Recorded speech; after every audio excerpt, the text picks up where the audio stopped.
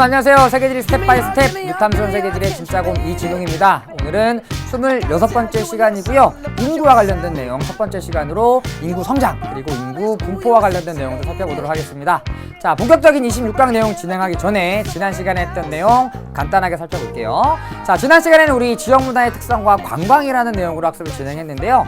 지난 시간 내내 말씀드렸지만 이 25강은 아주 어려운 내용이 없어요. 24강이죠. 24강은 아주 어려운 내용들은 없습니다. 그래서 일단 여러분들은 축제와 관련된 내용들 정도만 알아두시면 되는데요. 어떤 지역에서 어떤 축제가 열리든지 그리고 그 축제는 무엇을 활용한 축제인지 정도만 정리해 두시면 될 것 같습니다. 그래서 여러분들 꼭 기억해 두셨으면 하는 축제는요. 일단 고위도 지역에서 열리는 축제, 스웨덴의 하지 축제, 그리고 러시아의 상트페테르부르크 백야 축제 이 정도 기억해 두시면 될 것 같고요. 그 다음에 유럽의 특산물을 활용한 대표적인 세 개의 축제가 있었죠. 바로 토마토 축제, 망통의 레몬 축제, 그리고 미넨의 맥주 축제, 옥토버 페스트 요 세 가지 기억해 두시면 될 것 같습니다. 그리고 전통 문화 그리고 종교와 관련된 가장 대표적인 축제, 사순절을 앞두고 많은 것들을 먹고 많은 것들을 즐기는 카니발, 대표적인 브라질의 리우 카니발, 이 정도만 알아두시면 될 것 같습니다. 그래서 시험에 자주 나오는 지역들의 위치 기억해 두시고요. 어떠한 것들을 활용한 축제인지 이 정도만 기억해 두시면 됩니다. 크게 부담 없이 공부하셔도 될 것 같아요. 자, 그럼 지난 24강에 이어서 오늘은 여전히 인문지리와 관련된 내용인데요. 인문지리 내용 중에서도 인구와 관련된 내용들 살펴보려고 합니다. 자, 그래서 오늘은 인구 성장과 인구 분포 살펴볼 건데요. 그 전에 25번째 끌림 한번 준비해 보았습니다. 자, 오늘은 어떤 것들을 선정해 볼까 고민을 많이 하다가, 자, 여러분들 혹시 세계 3대 폭포 아시나요? 자, 누가 정했는지는 모르겠지만 세계에는 3대가 굉장히 많습니다. 지난 시간에도 세계 3대 축제 했었죠. 오늘 세계 3대 폭포. 그래서 나이아가라 폭포, 그리고 이과수 폭포와 함께 세계 3대 폭포로 분류되는 바로 빅토리아 폭포에 관련된 내용들 소개해 드리도록 할게요. 아프리카 남부 잠비아와 짐바브웨 국경을 가로지르며 인도양으로 흘러들어가는 잠베지강 중류에는 폭 약 1500m, 최대 낙차 108m로 세계에서 가장 넓은 빅토리아 폭포가 있습니다. 멀리서는 치솟는 물보나만 보이고 굉음밖에 들리지 않기 때문에 현지에서는 옛날부터 천둥 소리가 나는 연기라는 뜻의 모시오야 투냐로 불렸는데, 1855년 영국의 탐험가 디 리빙스턴이 발견한 후 빅토리아 여왕의 이름을 따서 빅토리아 폭포라고 명명하였습니다. 현재 짐바브웨에서는 빅토리아 폭포를, 잠비아에서는 토착 이름인 모시오야 투냐를 공식적으로 사용하는데 세계 유산 목록은 두 이름 모두를 인정하고 있습니다. 빅토리아 폭포에서는 해발 약 90m의 고원에서 흘러내리는 잠베지강의 물이 낙하합니다. 잠베지강에서 시작한 물길은 처음에는 유유히 흐르다가 점차 폭포에 가까워지면 폭이 1500m로 넓어지면서 110에서 150m 아래로 낙하합니다. 하얀 물보라가 500m까지 솟구치고 분당 5,500만 리터가 평균 높이 108m에서 떨어져 내리는 소리가 귀를 먹먹하게 만듭니다. 1500m 넓이를 가진 빅토리아 폭포는 세계 1층 폭포 중에서 폭이 가장 넓은 폭포입니다. 이곳의 바위는 2억 년 전에 현무암 용암이 거대한 판처럼 굳어진 것입니다. 용암이 굳으면서 표면에 균열이 생겼는데 강물이 그 속으로 쏟아져 내리면서 폭포가 만들어지게 된 것입니다. 빅토리아 폭포는 화산암의 지그재그로 나 있는 균열에 만들어진 8번째 폭포입니다. 1904년 철도가 개통되었으며 짐바브웨 쪽에 역이 설치되어 있습니다. 짐바브웨에서는 국립공원으로 지정하였고 잠비아에서는 동물보호구로 설정하여 관광객을 유치하고 있습니다. 빅토리아 폭포 끝자락에 있는 데빌스 풀은 높이 126m의 폭포가 떨어지기 직전에 있는 작은 풀인데 이곳은 오직 잠비아를 통해서만 갈 수 있습니다. 데빌스 풀은 전 세계에서 가장 무서운 풀장으로 알려져 있습니다. 그래서 더욱더 관광객의 발길이 끊이지 않고 있습니다. 매년 물살이 그나마 약한 9월에서 12월에만 개장하는데요. 관광객들은 낭떠러지 끝에서 다양한 자세를 취하며 기념 사진을 남깁니다. 자, 오늘은 빅토리아 폭포에 관해서 설명해 드렸습니다. 여러분들 사진 잘 보셨나요? 자, 빅토리아 폭포는 서두에도 말씀드렸듯이 나이아가라 폭포 그리고 이과수 폭포와 함께 세계 3대 폭포로 분류되는 폭포입니다. 그리고 1층 폭포 중에는 가장 넓은 너비를 자랑하고 있고요. 자, 여기가 바로 데빌스 풀이라는 곳인데요. 여기에 146m의 낭떠러지가 자리 잡고 있는 겁니다. 그래서 머리를 바깥쪽에 내놓고 자신의 어떤 용맹함을 자랑하듯이 많은 사람들이 여기서 사진을 찍는데요. 그래서 세계에서 가장 무서운 수영장으로 알려져 있습니다. 좀 웃으면서 사진을 찍고 있지만 사실은 웃는 게 아닐 것 같습니다. 그래도 이러한 스릴을 즐기는 사람들이 엄청나게 많이 이곳을 찾아온대요. 저도 약간 스릴을 즐기는 타입이라서 언젠가 아프리카를 방문할 기회가 된다면 이곳에 꼭 한번 가서 인증사진을 찍어 오도록 하겠습니다. 약속드립니다. 자, 오늘은 빅토리아 폭포 소개해드렸습니다. 자, 25번째 끌림 소개해드렸고요. 본격적으로 26강 내용 진행해 보도록 하겠습니다. 자, 오늘은 아까도 말씀드렸듯이 인구와 관련된 내용을 살펴볼 거예요. 자, 가장 먼저 살펴볼 내용은 인구 성장입니다. 자, 인구 성장이라고 하면 일단 이 성장이 무슨 뜻인지 아셔야 하는데요. 자, 성장이라고 하면 뭔가 커가는 것 같은 느낌이 들죠. 자, 그런데 성장은 늘어나는 것만 이야기하는 건 아니고요. 줄어드는 것도 성장이라고 합니다. 그런데 대신에 마이너스 성장이라는 그 마이너스라는 단어를 붙여주게 되죠. 그래서 한 나라의 경제가 성장했다라고도 얘기하지만 한 나라의 경제가 상대적으로 지난해보다 경제적으로 낙후했을 때 마이너스 성장을 기록했다라고 얘기하기도 합니다. 자, 인구도 마찬가지예요. 인구가 성장했다라고 하는 것은 인구가 늘어났다는 얘기고요. 인구가 마이너스 성장을 했다는 것은 인구가 줄어들었다는 얘기겠죠. 결국 인구 성장이라고 하는 것은 세계의 인구가 늘어나고 줄어드는 것, 그것을 의미한다고 생각하시면 됩니다. 자, 그럼 인구는 어떻게 하면 늘어나고 또 어떻게 하면 줄어들까요?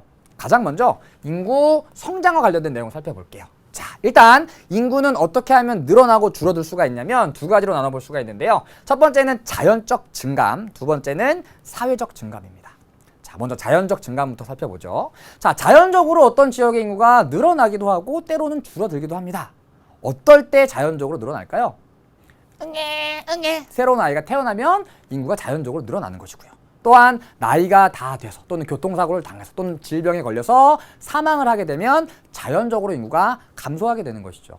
자, 사람이 태어나거나 죽는 것은 자연적인 현상이기 때문에 출생과 사망에 의해서 자연적으로 인구가 변하는 것을 자연적 증감이라고 부릅니다. 그래서 일반적으로 출생에서 사망을 빼준 것, 이것이 플러스 값이 나오면 우린 이것을 자연적 증가라고 부르고요. 자연적 증감만을 고려했을 때는 이 경우에는 인구가 증가하겠죠. 자, 반면 태어나는 아이보다 죽는 사람이 더 많을 경우에는 마이너스 값을 갖게 되는데요. 이것은 자연적 감소라고 하면 되겠죠. 그래서 태어나는 사람이 더 많느냐 또는 죽는 사람이 더 많느냐에 따라 자연적으로 증가하기도 하고 자연적으로 감소하기도 합니다. 자, 이렇게 출생과 사망에 의해서 한 지역의 인구가 변하기도 하지만 또 어떤 경우에 인구가 변할까요? 우리 동네 새로운 사람이 이사 오게 되면 그 지역의 인구가 늘어나고요. 또 이 지역에 살던 사람들이 다른 곳으로 이사를 나가게 되면 그 지역의 인구가 줄어들게 되겠죠. 세계적인 규모에서 따져본다면 한 지역으로 이민 또는 이주를 들어오게 되면 인구가 늘어나고 또 한 지역에서 다른 지역으로 이주해 나가게 되면 인구가 줄어들게 되는 것이죠. 그것을 사회적 증감이라고 부릅니다. 자, 다른 지역에서 어떤 지역으로 인구가 들어오는 것을 전입이라고 부르고요. 다른 지역으로 빠져나가는 것을 전출이라고 부릅니다. 자, 역시 자연적 증감과 똑같이 생각해 주시면 돼요. 자, 만약 전입이 전출보다 더 많다면 이 값이 플러스 값이 나오겠죠? 뭐라고 하면 될까요? 사회적 증가라고 부릅니다. 사회적 증가. 자, 반면 전입해 들어오는 사람보다 빠져나가는 사람이 더 많은 경우도 있겠죠. 그러면 이 값이 마이너스 값이 나오게 되는데요. 이것은 사회적 감소라고 부릅니다. 자, 그리고 일반적으로 전입이 전출보다 더 많아서 사회적으로 인구가 증가하는 지역, 이런 지역을 우리는 순유입 지역이라고 부릅니다. 그러니까 전입과 전출을 고려해 봤을 때 전반적으로는 유입하는 사람이 더 많다, 이런 얘기고요. 반면 마이너스 값을 가질 때, 사회적인 감소가 일어날 때 이 지역을 순유출 지역이라고 부릅니다. 자, 그럼 현재 전 세계적으로 따져봤을 때 선진국과 개발도상국 중에서 순유입 지역은 어딜까요? 선진국과 개발도상국 중에. 자, 우리 다음 시간에 하겠지만 인구 이동의 국제적인 모습을 살펴보면 최근에는 경제적 목적의 이동이 늘어나고 있습니다. 다시 얘기해서 돈을 벌러 다른 나라로 가는 거죠. 그럼 개도국에서 선진국으로 갈까요? 아니면 선진국에서 개도국으로 돈을 벌러 갈까요? 당연히 개도국에서 선진국으로 이동하는 경우가 많겠죠. 그래서 일반적으로 최근에 순유입 지역은 주로 선진국인 경우가 많고요. 반면 유출이 일어나는 지역은 개도국인 경우가 많이 있습니다. 그래서 한 지역의 인구 성장은 결국 자연적 증감과 사회적 증감을 모두 합친 것입니다. 그래서 한 지역의 인구 성장은 자연적 증감과 사회적 증감을 합쳤을 때 이게 플러스 값을 가지면 그 지역의 인구가 늘어나고요. 반면 이게 마이너스 값을 가지면 그 지역의 인구가 감소하게 되는 것이죠. 그래서 요 자연적 증감만을 고려했을 때는 출생이 많으면 자연적인 증가, 다음에 사회적 증감만을 고려했을 때는 전입이 많을 경우에 사회적 증가이지만 결국 한 지역의 인구는 자연적으로도 변하고 사회적으로도 변하기 때문에 한 지역의 인구 성장을 살펴보기 위해서는 이 두 가지를 합쳐야 된다는 얘기입니다. 그래서 두 가지 모두 합쳤을 때 결국 플러스 값이 나오면 그 지역의 인구는 증가하게 되는 것이고요. 마이너스 값이 나오면 그 지역의 인구가 감소하게 되는 것이겠죠. 이게 이제 인구 성장의 가장 대표적인 계산법이라고 볼 수가 있습니다. 자, 그리고 꼭 알아두셔야 되는 게 하나 또 있는데요. 바로 인구 증가율입니다. 인구 증가율. 자, 중요한 것은 비율이에요. 비율. 자, 그래서 얘가 만약 플러스 값을 갖는다면 인구가 늘어나는 겁니다. 플러스 값을 갖기만 하면 무조건 늘어나는 거예요. 그래서 인구 증가율이 플러스 값이면 인구가 증가하고요. 자, 반면 인구 증가율이 마이너스 값을 가지면 인구가 감소하게 되는 거죠. 자, 그래서 어떤 지역의 인구 증가율이 3%다. 이 지역은 인구가 증가하고 있는 지역이고요. 어떤 지역의 인구 증가율이 마이너스 1%다. 이 지역은 인구가 감소하고 있는 지역입니다. 자, 그런데 여러분들 주의하셔야 될 게 있습니다. 자, 선생님이 한번 얘기할 테니까 잘 들어보세요. 자, A라는 지역의 인구 증가율이 감소하고 있습니다. 이 지역의 인구는 줄고 있을까요? 늘고 있을까요? 자, 다시 어떤 지역의 인구 증가율이, 그럼 이렇게 할게요. 5%에서 3%로 인구 증가율이 낮아졌대요.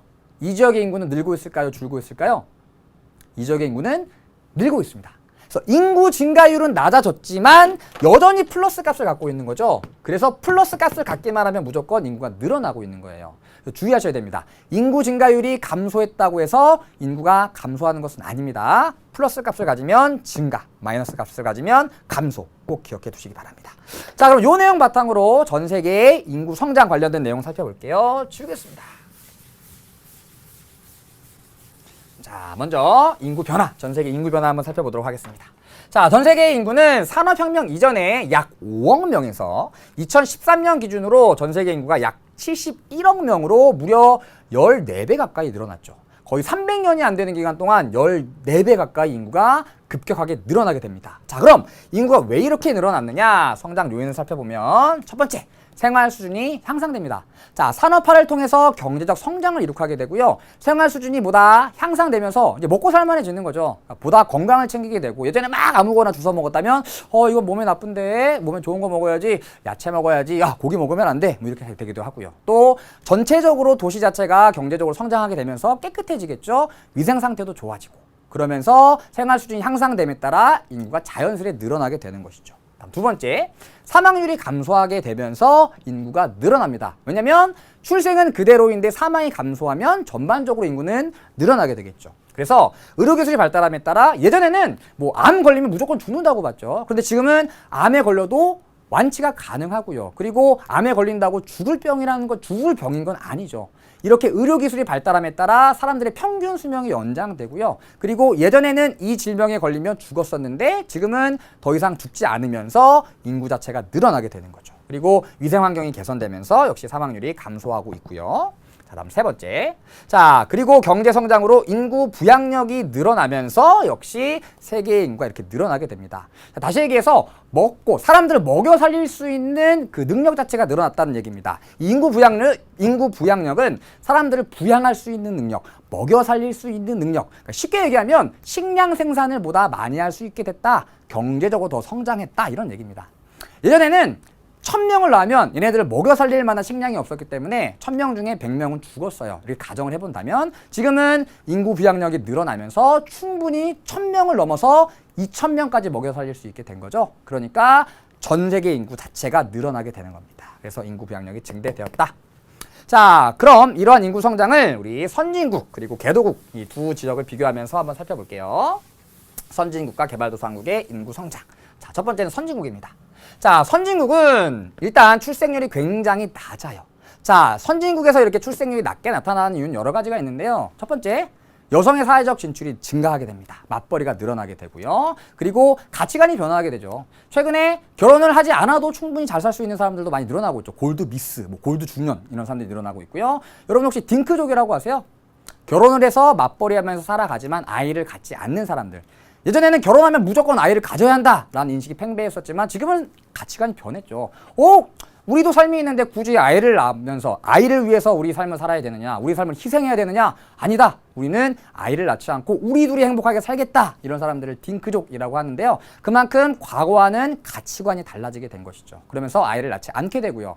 그리고 아이를 낳지 않는 이유가 여러 가지가 있는데요. 일단 돈이 많이 듭니다. 여러분들 아이를 하나 낳아서 성인까지 기르는데 우리나라 기준으로 한 8억 정도가 든대요. 어마어마한 돈이 들어가는 거죠. 이 8억을 아이를 안 낳았다면 두 부부가 더 좋은 집에서 살고 더 좋은 차를 탈 수도 있는 거죠. 물론 부모님들이 여러분에게 쓴 돈을 아까워하지는 않으실 겁니다. 그런데 경제적으로 부담이 되는 건 사실이죠. 아이를 기르면서 기저귀 값, 분유값, 뭐 장난감 사줘야죠, 옷 사줘야죠, 뭐 한 달에만 몇백만 원씩 들어가는 겁니다. 돈이 너무 많이 든다. 낳지 말까? 이러면서 부양 부담 자체가 늘어나게 되면서 아이를 안 낳게 되는 것이죠. 그래서 일반적으로 경제적으로 성장하게 되면 출생률이 낮아지는 경우가 많이 있습니다. 현재는 선진국은 출생률이 낮기 때문에 인구 증가율도 낮습니다. 자, 다시. 그럼 인구 증가율이 낮다. 인구가 감소하고 있는 건가요? 그렇다는 얘기는 아니란 얘기죠. 감소하는 지역도 있지만 아주 많이 늘어나지 않을 뿐이지 인구가 조금씩 늘어나는 경우가 대부분입니다. 다음 두 번째, 개발도상국. 자, 개발도상국은 선진국과는 다른 모습을 보이고 있는데요. 먼저 산업화가 늦었죠. 선진국 같은 경우에는 산업화가 먼저 이루어지면서 아주 천천히 경제 성장이 이루어지게 됩니다. 얘는 갑자기 막 잘 살게 되면서 갑자기 막 경제적으로 성장하게 되는 거예요. 애들 더 낳자. 그러면서 갑자기 아이가 늘어나게 되는 것이죠. 인구가 급증하게 되고요. 두 번째가 중요합니다.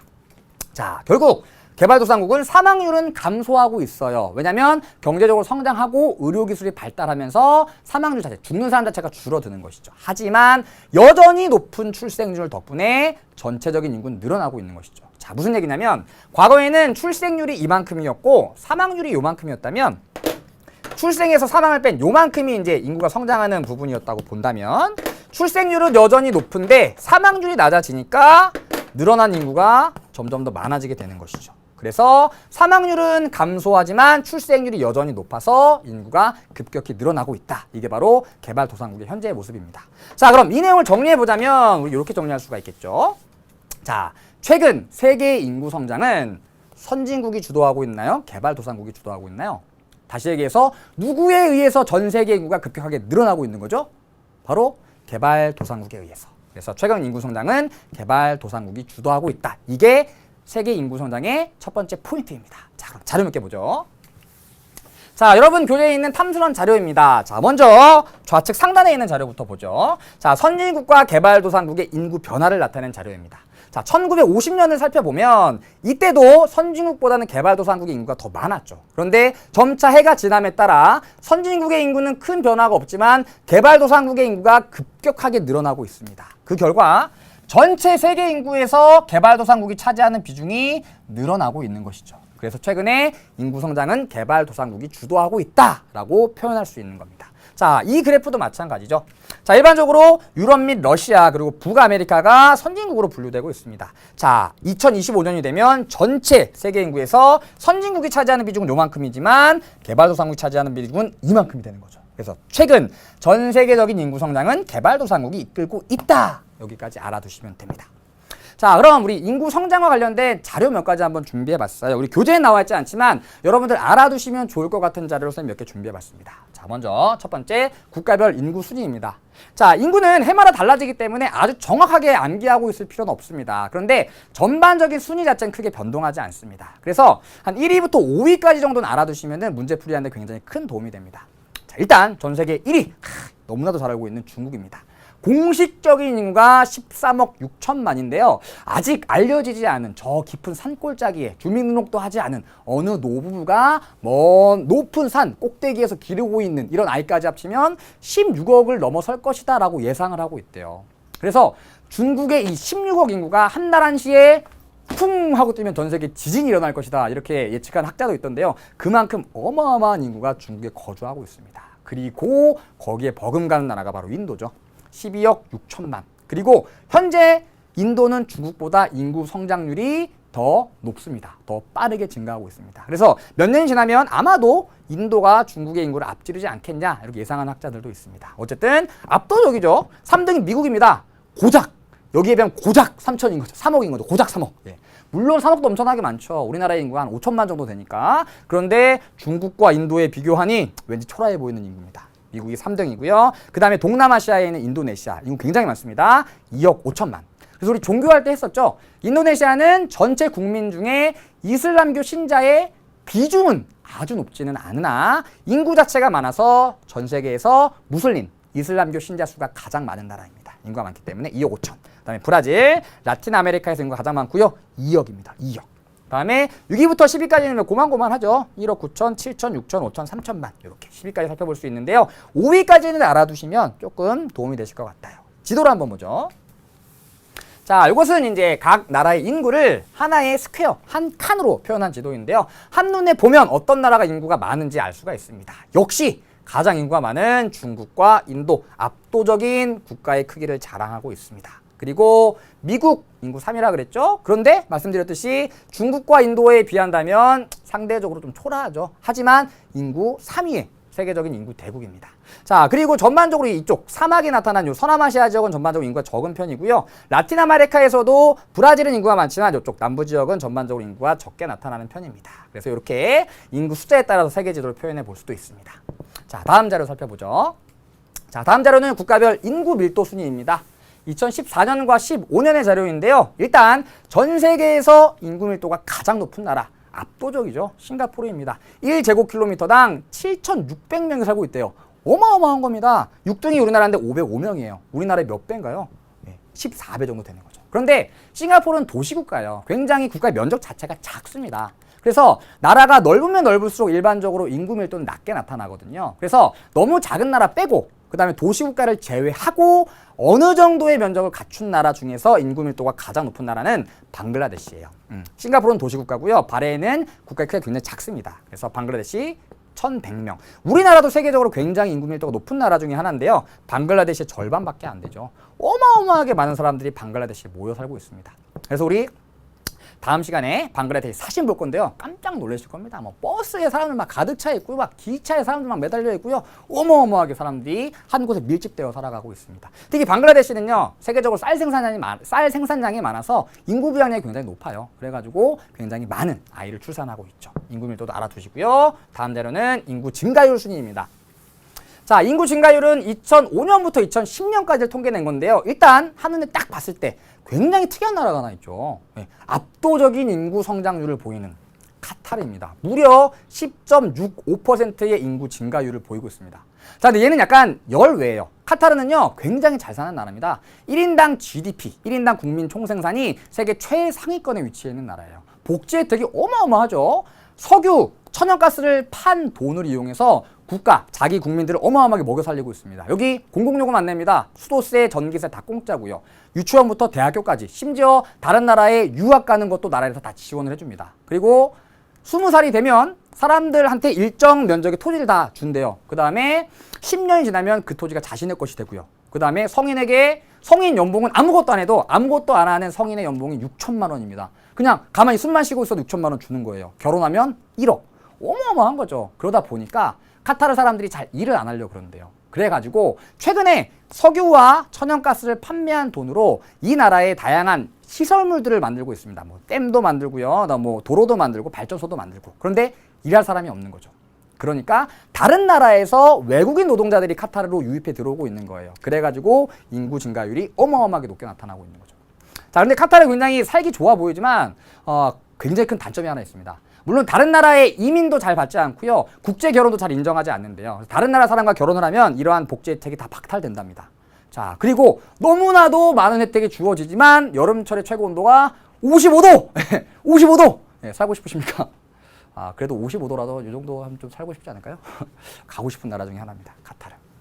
55도 상상이 안 되죠. 어쨌든 그 사우나에 하루 종일 있는 거라고 생각하시면 됩니다. 그런데 그 카타르가 이제 2028년인가 월드컵을 개최하죠. 월드컵 경기장, 그 축구 경기장 전체에다 에어컨을 설치하겠다고 지금 공언을 한 상태래요. 55도에서 선수들이 축구하면 죽으니까 어쨌든 굉장히 특이한 나라고요. 자, 나머지 나라들의 공통점을 살펴본다면 라이베리아, 아프리카, 니제르, 아프리카, 서부사하라, 아프리카, 부르키나파소, 아프리카, 우간다, 아프리카. 다음 아시아입니다. 자, 전반적으로 인구 증가율이 높은 나라들은 아프리카랑 아시아의 지역에 몰려있죠. 그리고 경제 수준은 낮은 나라들이라고 볼 수 있습니다. 자, 지도로 한번 살펴볼게요.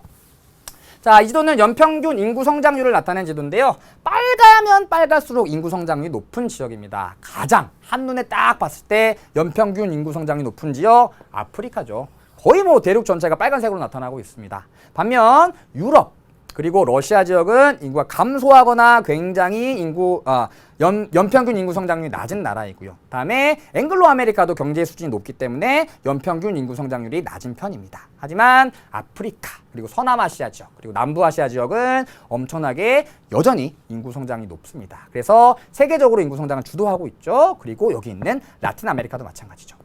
앵글로 아메리카, 물론 아프리카보다는 인구 성장률이 낮은 편이지만 그래도 전반적으로 인구 성장률이 높게 나타나는 편이에요. 그래서 라틴 아메리카, 아프리카, 그리고 아시아 지역의 인구 성장률이 높게 나타난다. 정리할 수 있을 것 같습니다. 자, 자료 몇 개만 더 볼게요. 자, 이 자료는 이제 세계 인구 증가율을 그래프로 표시한 것입니다. 그래서 하늘색이 세계 평균이고요. 빨간색은 개발도상국, 초록색은 선진국이에요. 그래서 선진국은 세계 평균보다 낮지만 개발도상국은 인구 증가율이 낮아지고는 있지만 여전히 높은 인구 증가율을 보이고 있죠. 최근에 인구가 어마어마하게 늘어나고 있다. 자, 다음 자료 보죠. 자, 다음 자료는 세 대륙별 인구 순인데요. 여러분들 이거 암기해 두시면 굉장히 좋습니다. 대륙별 인구 순위. 자, 일단 생각하지 않아도 조금만 생각을 하면 1위는 당연히 알 수 있죠. 중국, 인도, 세계의 압도적인 인구 1, 2위 국가가 어디에 있나요? 아시아에 있죠. 얘는 당연히 알 수 있습니다. 아시아 1위. 그 다음에 조금 헷갈리는 게 2, 3, 4, 5입니다. 오세아니아는 다른 대륙에 비하면 인구가 엄청나게 적죠. 얘는 논외. 그럼 2, 3, 4, 5의 순위를 조금 기억하셔야 되는데요. 여러분 그 걸스데이에 제가 유라라는 유라 걸스데이 맞죠? 아닌가? 유라. 어쨌든 유라라는 연예인이 있습니다. 예, 연예인이 있는데요. 제가 친구한테 너 어떤 연예인 좋아하니? 라고 친구가 물어보길래 나는 유라 좋아해. 그랬더니 친구가 유라. 이렇게 외우시면 돼요. 유라. 아유라 순이고요. 아유라 외우면 나머지 하나가 앵글로 아메리카가 되는 거죠. 아시아 1위, 그 다음에 아유라. 아시아 1위, 아유라. 이렇게 암기하시면 됩니다. 자, 그런데 하나 더 알아두셔야 되는 건 이거는 2013년의 대륙별 인구 순위입니다. 그런데 최근 대륙별로 인구 성장률이 어떻게 변화하고 있냐면 이렇게 변화하고 있습니다. 자, 일단 아시아는 인구가 가장 많죠. 이게 이제 2010년까지 이렇게 재산한 겁니다. 2010년을 보면 아시아 1위 그리고 아유라가 되는 거죠. 아프리카, 유럽, 라틴 아메리카. 자, 그런데 일단 전 세계 여러 대륙 중에서 인구 증가율이 가장 높은 대륙은 어딘가요? 가장 빠르게 인구가 증가하는 대륙, 바로 아프리카입니다. 그렇죠? 인구 증가율이 가장 높습니다.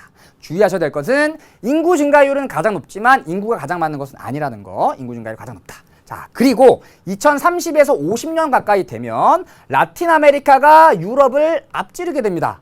그렇죠? 현재는 아유라이지만 라틴 아메리카가 유럽을 앞지르게 되면서 아라유가 되는 거죠. 아라유! 나는 세계 대륙 인구 그 순위를 아라유가 되는 겁니다. 현재는 아유라. 그 다음에 아마 시간이 지난 후에는 아라유로 변화될 것이라고 예측된다. 여기까지 알아두셔야 돼요. 자, 그러면 이 자료를 해석해 볼 수가 있습니다.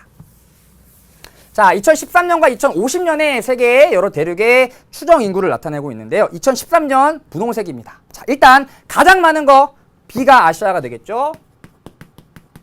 그다음에 2013년에 유라라고 얘기했으니까 두 번째로 많은 E가 아프리카가 되고요. 그 다음에 세 번째로 많은 D가 유럽. 그리고 C가 라틴 아메리카가 되는 거죠. 자, 그런데 2050년이 되면 라틴 아메리카의 인구가 유럽의 인구를 앞지르면서 아라유가 될 것이라고 예측된다 그랬죠. 그래서 2050년 자료를 살펴보면 역시 아시아가 1등. 그 다음에 아라유가 되는 거죠. 그래서 아라유로 변할 것이라고 예측된다. 여기까지 알아두셔야 됩니다. 오케이? 무슨 얘기인지 알겠죠? 좋습니다. 자, 그럼 다음 인구 분포로 넘어가 보겠습니다. 자, 인구 분포는 인구 성장에 비해서는 조금 공부할 내용들이 적습니다. 자, 일단 세계 인구의 90% 이상이 북반구에 거주하고 있습니다. 이유는 여러 가지인데요. 일단 남반구보다 대륙의 면적이 넓고요. 그다음에 경제적으로 보다 높은 수준을 갖추고 있는 나라들이 많습니다. 다음 두 번째, 세계 인구의 80%가 500m 이하의 저지대에 살고 있다는 얘기죠. 여러분들 산 높은 데 살면 굉장히 불편하겠죠. 학교 갈 때마다 등산해야 되고요. 집 앞에 껌 사러 갈 때마다 막 등산해야 되고 막 암벽 등반을 해야 됩니다. 그럼 힘드니까 당연히 저지대를 선호하겠죠. 다음 세 번째, 세계 인구의 67%가 해안으로부터 500km 이내, 다시 얘기해서 주로 해안가에 거주하고 있다, 이런 얘기죠. 해안가에 거주하면 다른 지역과의 교류가 편하고요. 그리고 육지에서 나오는 산물과 바다에서 나오는 산물을 모두 이용할 수 있기 때문에 인간 생활에 굉장히 유리해요. 그래서 인간들은 이 저지대 그리고 해안 지역을 굉장히 선호하는 편입니다. 그리고 당연히 북반구에서도 온대 기후 지역에 인구가 많이 밀집되어 있고요. 자, 이 내용을 지도로 표현하면 이렇습니다. 요게 오늘 할 세계 인구 분포에서 가장 중요한 내용입니다. 자, 일단 유럽부터 보죠. 자, 유럽! 경제적으로 높은 수준을 자랑하고 있고요. 온대 기후가 주로 나타나기 때문에 인구가 굉장히 많은 지역입니다. 그 중에서도 요 지역. 자, 여기가 바로 북해입니다. 그래서 북해 연안 지역, 요 지역. 경제적으로 수준이 높은 북해 연안 지역에 많은 인구가 집중되어 있음을 알 수 있고요. 자, 다음 여기는 러시아입니다. 러시아의 대부분 지역은 인구가 많이 거주하고 있지 않지만 러시아 인구의 대부분은 서쪽 지역에 몰려 있죠. 상대적으로 온화한 기후가 나타나기 때문에 그렇습니다. 그래서 유럽에서는 북해 연안에 인구가 집중되어 있다. 다음 아프리카로 가볼게요. 아프리카. 자, 일단 어디에 인구 많이 사냐면 여기 많은 인구가 거주하고 있습니다.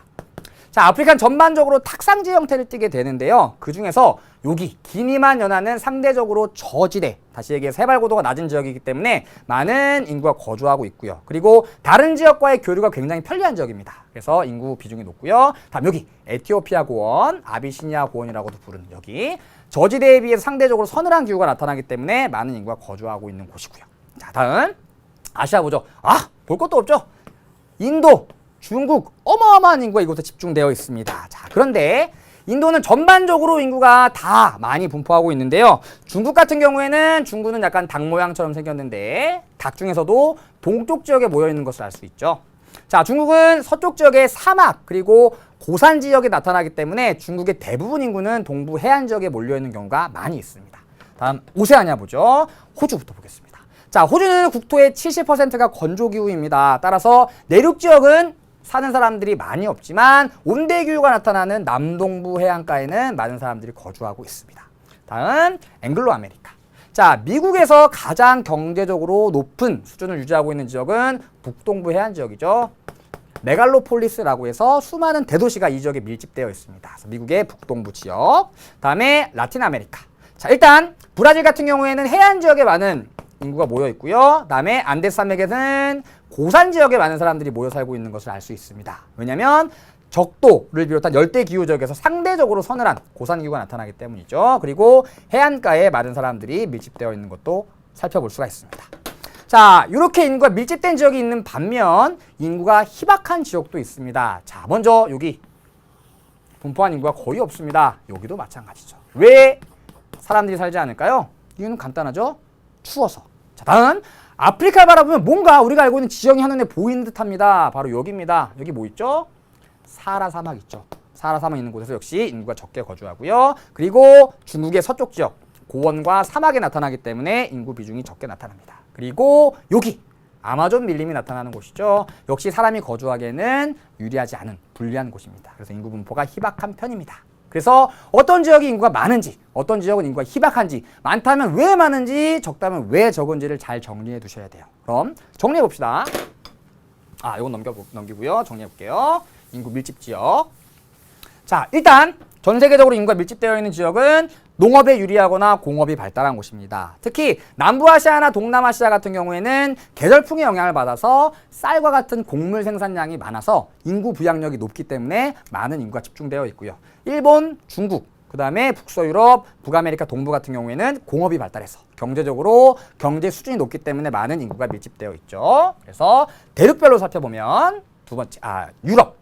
높은 도시화율을 기록하고 있고요. 북해 연안에 집중되어 있다 그랬죠. 다음 중국은 동부 해안 지역, 저지대가 나타나고요. 다른 지역과의 교류가 유리한 지역입니다. 다음 네 번째 일본은 이렇게 간단하게 그리면 이렇게 바나나처럼 생겼죠. 많은 사람들이 여기 해안 지역에 몰려 있습니다.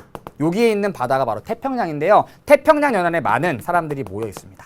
일본 같은 경우에는 가공무역을 중심으로 성장한 나라입니다. 다른 나라에서 원료를 수입해서 가공을 한 후에 다시 수출하는 형태로 공업을 발달시켜 왔죠. 그러다 보니까 다른 나라로부터 원료를 수입하고 제품을 수출하기 유리한 태평양 연안 지역의 도시가 발달하게 되었고 자연스레 인구도 여기에 밀집하게 되었던 것이죠. 그래서 태평양 연안 지역에 밀집되어 있다. 다음 5번.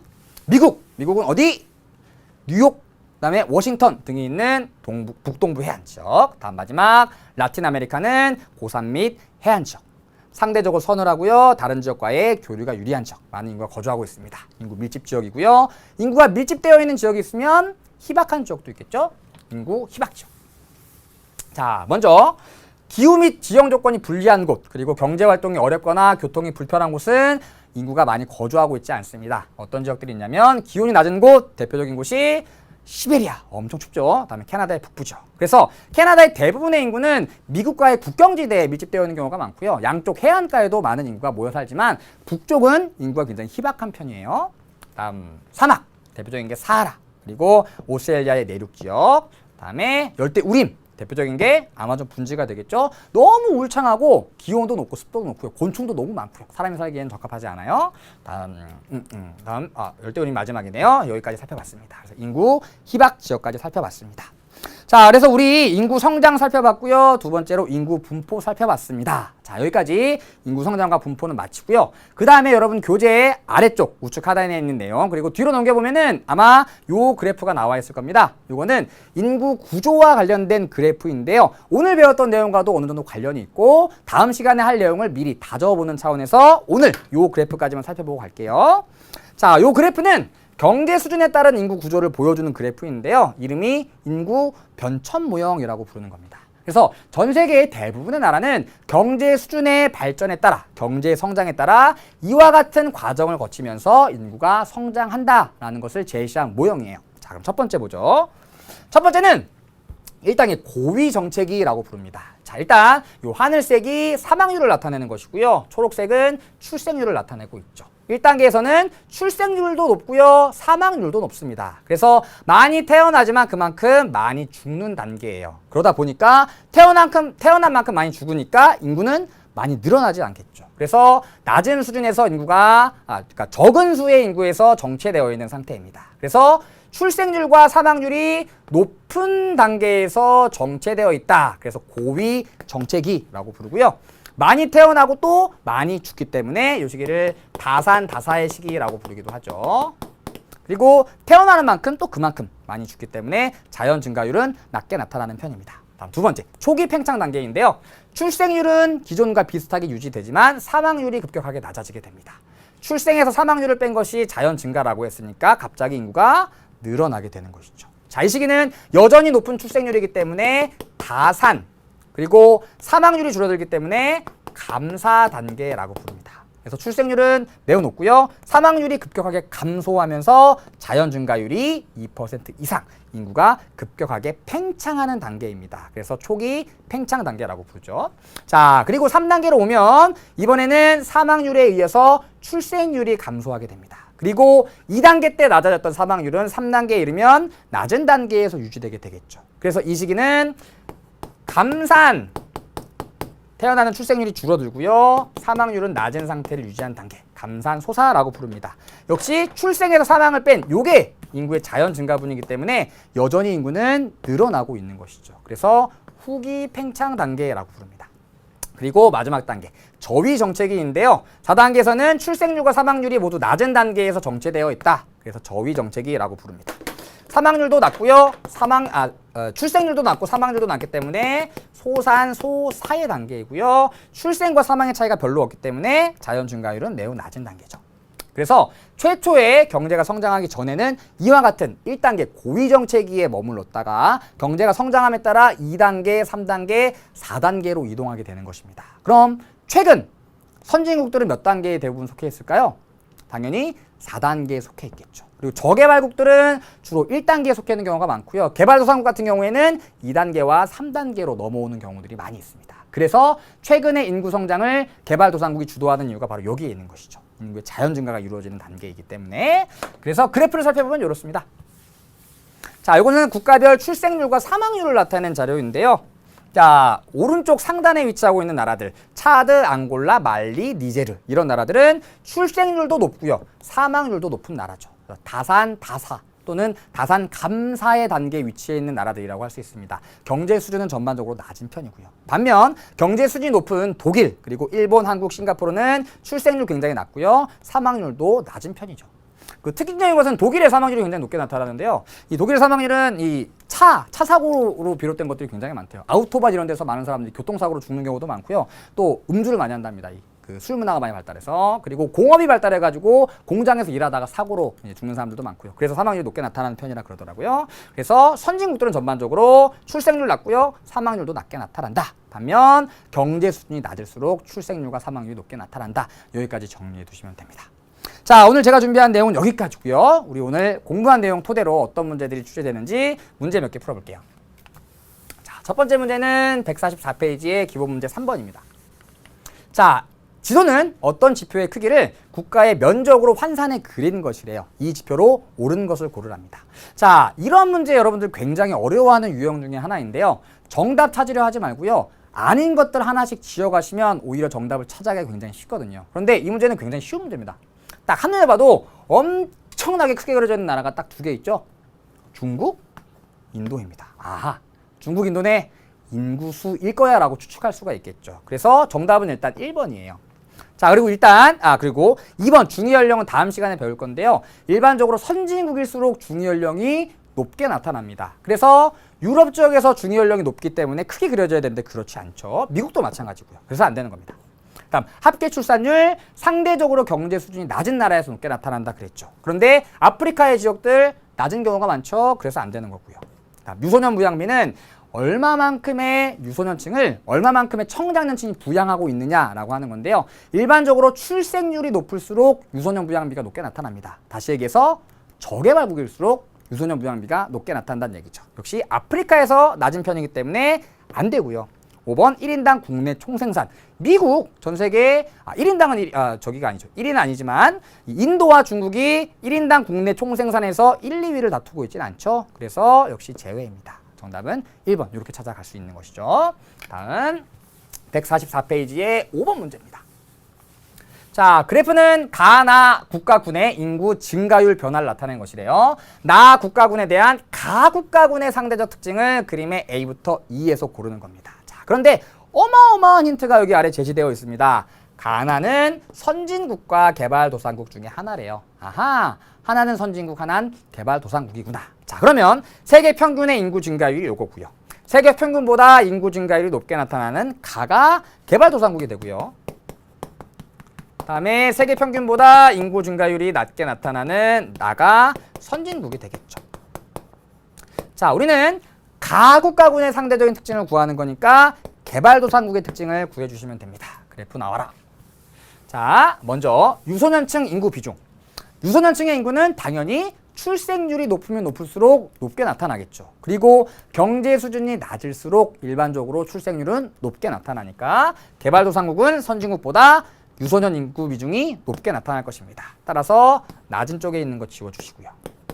자, 다음 1차 산업 종사자 비중. 자, 선진국일수록 2, 3차 산업이 발달해 있고요. 반대로 저개발국, 개발도상국일수록 상대적으로 1차 산업의 비중이 높게 나타납니다. 촌락이 더 많죠. 그러다 보니까 1차 산업 종사자 비중은 선진국보다 개발도상국이 높게 나타나겠죠. 그래서 낮은 쪽에 있는 걸 지워주면 C 지워주고요. A와 B가 남네요. 자, 남아있는 거는 도시 거주 인구 비중입니다. 자, 선진국은 도시화율이 굉장히 높게 나타납니다. 인구의 대부분이 도시에 거주하고 있어요. 그런데 개발도상국은 1차 산업에 종사하는 사람들이 여전히 많기 때문에 촌락에 거주하는 사람들이 많습니다. 그래서 도시 거주 인구 비중은 낮게 나타나겠죠. 그래서 B를 지워주니까 남아있는 건 A가 되겠죠. 정답은 A 이렇게 찾을 수가 있습니다. 다음 문제로 가보겠게요. 자, 여러분 교재 146페이지에 있는 심화 문제 1번입니다.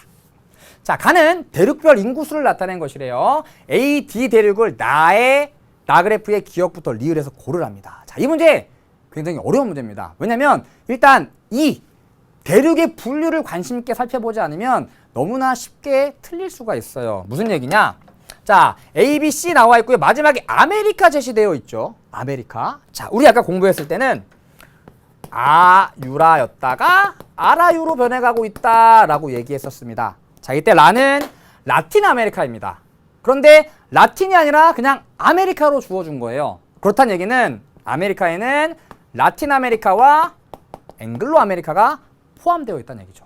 두 대륙을 합쳐서 아메리카 하나로 묶어준 겁니다. 그럼 A, B, C, D는 결국에는 뭐가 되느냐? 아시아 있겠죠? 그 다음에 아프리카, 그 다음에 오세아니아, 그리고 유럽, 4개 중에서 골라주시면 되는 거예요. 그래서 일단 라틴 아메리카와 앵글로 아메리카가 합쳐져 있다 기억해 두시고요. 자, 그럼 가 자료는 2010년과 2100년의 인구 추정치, 2010년의 인구를 나타낸 것입니다. 당연히 인구가 가장 많은 아시아, 2010년에 가장 많네요. B가 아시아가 되겠죠. 아시아.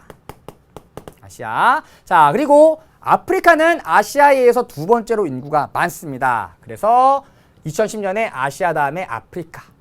A가 바로 아프리카가 되는 거죠. 그리고 아프리카는 아시아보다 인구 증가율이 높기 때문에 2100년이 되면 거의 아시아에 가까운 곳까지 인구가 늘어나게 되는 것이죠. 자, C와 D가 남았는데요. 너무 쉬운 거. 오세아니아 인구가 가장 적습니다. 그래서 2010년에도 2100년에도 인구가 가장 적은 D가 바로 오세아니아가 되고요. 자연스레 남아있는 C가 유럽이 되겠죠. 자, 그럼 오른쪽으로 와보겠습니다. 자, 나그래프는 중위 연령과 인구 밀도를 나타내는 그래프인데요. 자, 먼저 중위 연령. 중위 연령은 한 나라의 인구를 가장 어린 사람부터 가장 나이가 많은 사람까지 한 줄로 세웠을 때 가운데 위치하는 사람의 연령을 중위 연령이라고 부릅니다. 그래서 선진국일수록 유소년층은 적고 노년층이 많기 때문에 중위 연령이 높게 나타납니다. 자, 그럼 아프리카, 아시아, 유럽, 오세아니아 중에 가장 선진국은 어딜까요? 유럽이 되겠죠. 그래서 중위 연령이 가장 높은 니은이 유럽이 되고요. 다음 인구 밀도 보죠. 자, 아프리카, 아시아, 유럽, 오세아니아 중에 2010년에 인구 밀도 가장 높은 데는 어디일까요? 압도적이죠. 아시아 인구가 어마어마하게 많기 때문에 당연히 인구 밀도도 가장 높습니다. 그래서 리을이 아시아가 되고요. 아시아. 자, 그럼 남아있는 거는 기역과 디귿이고요. 아프리카와 오세아니아 남았죠. 자, 그럼 똑같은 방법으로 아프리카랑 오세아니아 중에서 누가 더 좀 경제적으로 좀 못 사나요? 아프리카가 못 살겠죠. 그러니까 중위 연령이 상대적으로 낮은 디귿이 아프리카가 되고요. 그리고 기역이 오세아니아가 됩니다. 오세아니아는 특히 호주 같은 경우에 국토 대부분이 건조기후이기 때문에 인구 밀도가 굉장히 낮게 나타나는 거죠. 그러면 A, B, C, D를 찾아줘야 되니까 아프리카가 A, 아시아가 B, 오세아니아가 D, 유럽이 C니까요. A, B, C, D, 디귿, 리을, 니은, 기역 골라주시면 됩니다. 정답은 3번이 되겠네요. 자, 오늘은 여기까지 문제 풀이해 보도록 하겠습니다. 오늘은 잠시만요. 자, 인구 성장과 인구 분포 그리고 경제 수준에 따른 인구 구조까지 살펴보았습니다. 자, 그럼 오늘 어떤 내용들이 중요한지 오늘의 키워드 드릴게요. 오키 드립니다. 오키. 자, 먼저 개발도상국과 선진국의 인구 증가율을 한번 비교해 보시고요. 다음 대륙별로 출생률이 높은 대륙 그리고 출생 인구 증가율이 높은 대륙과 낮은 대륙을 비교해 보시면 됩니다. 그리고 세 번째, 네 번째는 인구 분포와 관련된 내용이고요. 다음 맨 마지막은 인구 밀집 지역과 희박 지역을 세 군데씩 적어주시면 됩니다. 자, 오늘 인구 성장과 인구 분포 배워봤는데요. 어땠나요? 아주 어렵지는 않죠? 여러분 일반적으로 알고 있던 내용들 잘 연결시켜 보시면 어렵지 않게 학습해 나가실 수 있을 것 같습니다. 자, 다음 시간에는요. 인구 관련된 두 번째 시간입니다. 인구 구조 그리고 인구 문제와 관련된 내용들 살펴보도록 할게요. 자, 오늘 배웠던 내용들 꼭 복습하시고요. 다음 시간에 만나겠습니다. 다음 시간에 만나요. 안녕.